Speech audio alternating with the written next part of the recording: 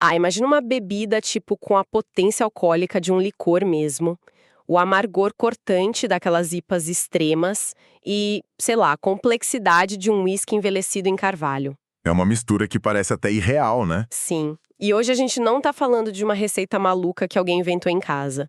A gente vai fazer aquele nosso mergulho profundo na impressionante ficha técnica da Brewers Reserve Bourbon Barrel Barley Wine da Central Waters Brewing Company. Exatamente.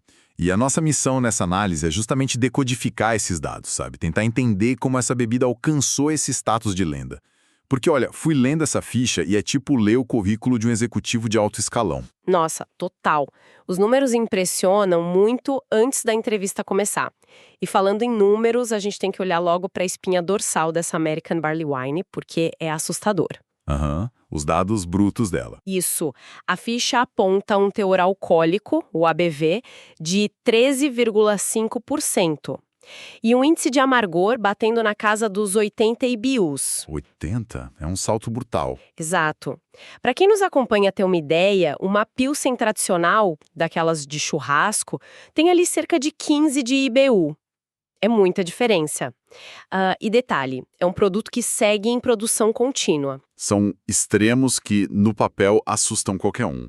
A primeira impressão é que vai ser algo, tipo, agressivo demais pro paladar humano, né? Exatamente aí que eu fico confusa, porque pensa bem, um ABV de 13,5 e um IBU de 80 não fariam dessa cerveja uma orquestra onde todos os instrumentos resolvem tocar no volume máximo? Boa analogia. Tipo, isso não vira só um ruído descontrolado? Então, poderia virar sim.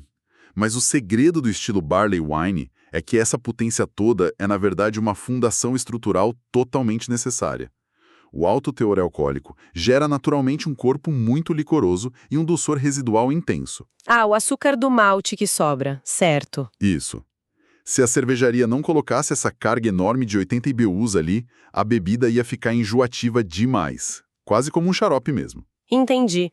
O amargor entra para cortar o açúcar, criando uma base mais firme? Exatamente.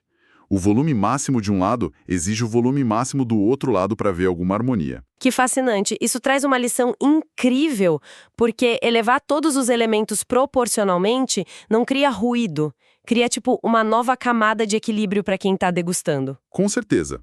Mas tem um ponto importante aí. Qual? Porque eu fico imaginando que um álcool de 13,5, recém-fermentado, deve ter um final bem áspero, né?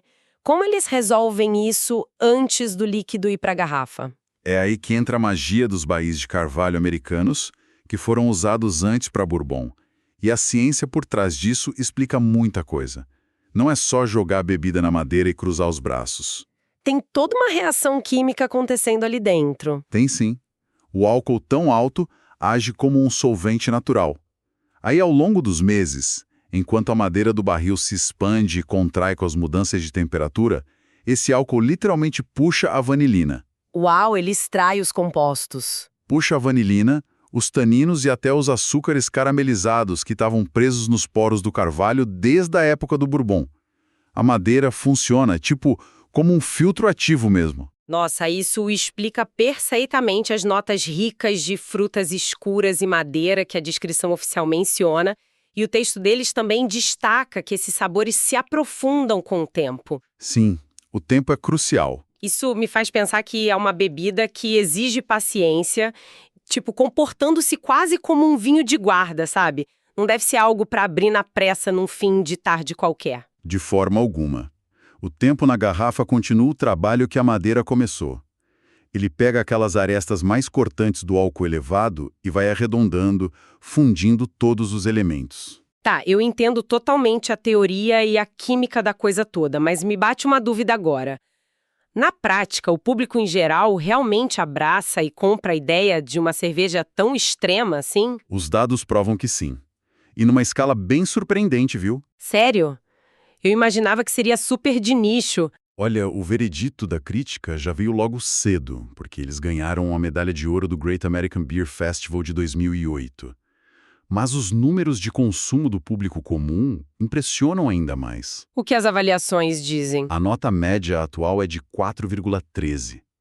E são impressionantes 23.730 avaliações, num universo de mais de 26 mil bebedores únicos. Caramba, mais de 26 mil pessoas. É uma validação estatística colossal para um produto tão diferentão. Nossa, então o que a gente tem aqui é basicamente o perfil de um colosso engarrafado. Uma engenharia milimetricamente equilibrada entre esse álcool elevado, o amargor assertivo e a doçura complexa dos barris de bourbon. Tudo isso amplamente celebrado por milhares de apreciadores, como a gente viu.